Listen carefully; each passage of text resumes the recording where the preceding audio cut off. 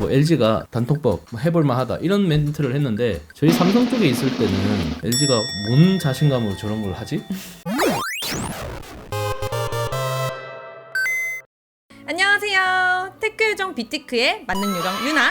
비티크입니다. 오늘은 테크의 숨겨진 뒷이야기를 파헤쳐보는 시간, 비하인드 씬 시간입니다.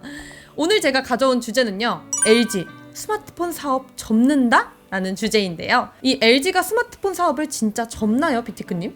접을 가능성이 있죠. LG전자가 공식적으로 LG 스마트폰 사업부에 대해서 모든 가능성을 열어놓고 있다 이렇게 얘기를 했어요. 이 모든 가능성이 이제 접는다는 말을 내포하고 있다는 얘기인가요? MC사업본부라고 스마트폰 사업부가 있는데 이 MC사업본부를 축소할 수도 있고 아니면 다른 사업부 가전이랑 합칠 수도 있고요. M&A로 해서 다른 곳에 넘길 수도 있죠. LG가 가전 부분에서는 프리미엄 브랜드라고 해서 굉장히 잘 나가고 있잖아요. 근데 이 스마트폰 사업이 부진했던 이유가 뭘까요? 첫 번째로 예전에 피처폰의 영광에서 쉽게 벗어나지 못했다. LG 스마트폰이 피처폰 시절에는 승승장구했어요. 그럼요. 저도 쿠키폰, 롤리팝 다 알고 있는데요. 근데 삼성 같은 경우는 그 당시에 이제 주력으로 밀었던 마이미츠, 윈도우 모바일 계열의 PDA 폰이 있었는데 그걸 줄이고 오픈 OS인 안드로이드로 아예 갔어요. 피처폰에서 스마트폰으로 가야 한다. 이게 우리의 먹거리다. 이렇게 얘기를 했던 게 저는 기억이 나요. 그래서 2010년에 출시했던 모델이 바로 갤럭시 S.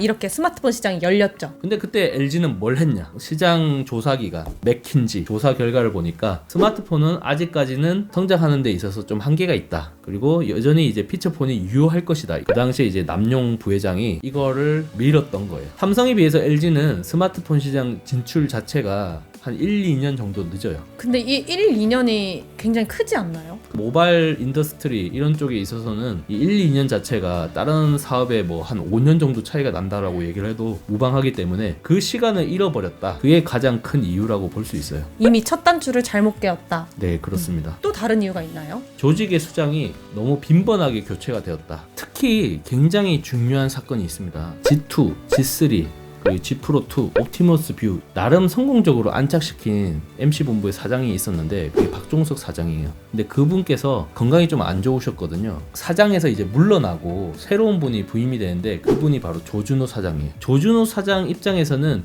기존에 해왔던 거는 이제 본인의 성과랑은 직접적으로 연관이 없거든요. 본인의 존재감을 보여주기 위해서는 새로운 프로젝트를 또 내세워야 돼요. 잘 나가던 G 프로 시리즈, 옵티머스 뷰가 단종이 되고 새롭게 V 시리즈가 생깁니다.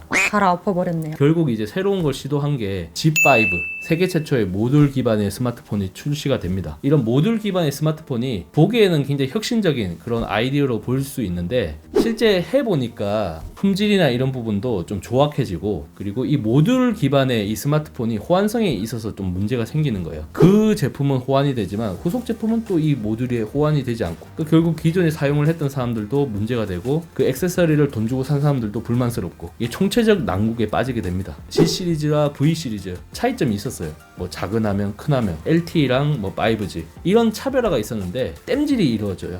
왜냐면 G 시리즈도 잘 안 팔리고 V 시리즈도 안 팔리니까 두 가지 제품을 섞어버리는 거죠. 뭐가 차이가 있는지 모르게 된 거예요. 정체성의 혼란이 생겨버립니다. 이런 부분이 일어나면서 사장단이 계속 교체가 되고 그러다 보니까 외면을 받게 되는 거죠. 또 LG가 단통법 시행으로 수혜를 볼 것이다라고 예측을 했지만 반대로 쇠락하고 있다고 지금 들었어요. 뭐 LG가 단통법 해볼만하다 이런 멘트를 했는데 저희 삼성 쪽에 있을 때는 LG가 뭔 자신감으로 저런 걸 하지?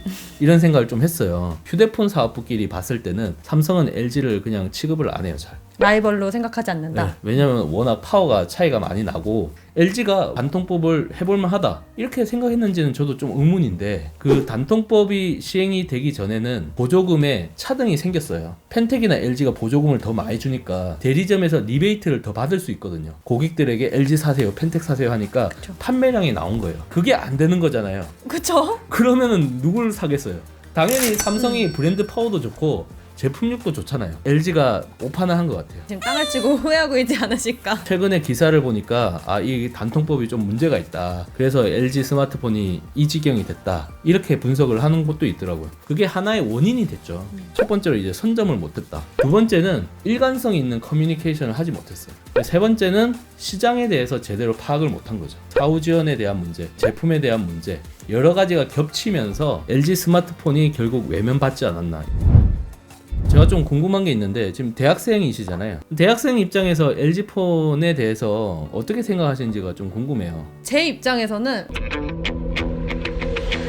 선택지에조차 등장하지 않았습니다. 그럴 정도로 저에겐 존재감이 굉장히 없었고 비주류의 핸드폰으로 인식을 하고 있었습니다. LG는 그냥 기타 등등 이런 느낌이라는 거잖아요. 네. 많은 사람들의 생각일 것 같아요. 스마트폰은 좀 자기를 상징하는 그런 매개체 역할도 한단 말이죠. 그걸 삼으로써 본인의 만족을 굉장히 높이는 그런 존재이기도 하거든요. LG가 처음에는 본인만의 길을 가려고 좀 했던 것 같아요. 우리가 뭔가 트렌드를 만들겠다 한 게 비주류 스마트폰의 가속화가 이루어졌다. 저는 그렇게 생각을 합니다. 잘 안 됐을 때는 외면을 받게 된다. LG 스마트폰이 자기 자신을 잘 몰랐던 거죠. LG에서 스마트폰 사업을 정리할 수도 있다고 하는데 이렇게 되면 국내 스마트폰 시장 어떻게 보시나요? 일단 LG 스마트폰이 없으면 국내 제조사는 삼성밖에 없는 거예요. 삼성하고 애플하고 점유율이 좀 더 많이 커질 것 같아요. LG의 그 점유율을 나눠 먹겠다.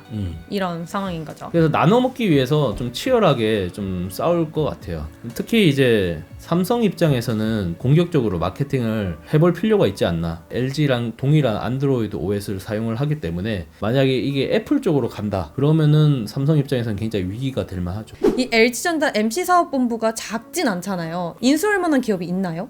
MC사업본부가 계속 적자 행진이 펼쳐지면서 인력들이 많이 줄어들었어요. 하지만 적은 규모는 아니죠. 과연 누가 인수를 할 거냐, 천문학적인 비용이 소모가 되고 또 그러한 인력들을 어떻게 고용을 하느냐 이런 거에 따라서 추가적인 비용이 들 수 있기 때문에 이게 쉬운 건 아니거든요. 그런 시너지가 날 수 있는 후보군들이 좀 있어요. 가장 먼저 떠오르는 곳이 구글이거든요. 예전에도 LG랑 구글이 서로 협업을 해서 넥서스라는 레퍼런스 폰을 내놓은 적도 있어요. LG가 갖고 있는 포트폴리오나 기술 이런 거를 잘 활용을 한다면 좋은 시너지가 날 수도 있겠죠. 또 하나는 빈그룹인데 LG전자 같은 경우는 베트남 북부의 하이퐁이라는 지역에 스마트폰 생산 시설이 있어요. 그래서 만약에 빈그룹이 LG전자를 인수하게 되면 기존의 거점이 있는 상태에서 스마트폰을 제조할 수 있기 때문에 훨씬 더 효율적으로 스마트폰을 제조를 할 수가 있게 되는 거죠. 베트남 같은 경우는 워낙 또 내수 시장이 크다 보니까 충분히 구매력이 있을 수 있거든요. 그런 점도 좀 주목해서 볼 필요가 있다. 삼성전자 입장에서도 굉장히 좀 충격적인 소식이 될 것 같아요. LG전자의 기술력은 굉장히 좋거든요. 그렇죠. 노하우나 지적재산권 이런 부분이 흡수가 된다면은 삼성에게 칼날을 내미는 꼴이 되는 거죠. 만약에 인수가 되더라도 중국 쪽에는 정말 안 갔으면 좋겠네요. 네, LG 스마트폰 사업에 대한 이야기는 여기까지고요. 이번 영상도 잘 보셨다면 좋아요, 구독, 알림 설정까지 부탁드릴게요. 저 유나는 다음 영상에서 찾아뵙도록 하겠습니다. 다음에 또 만나, 유나.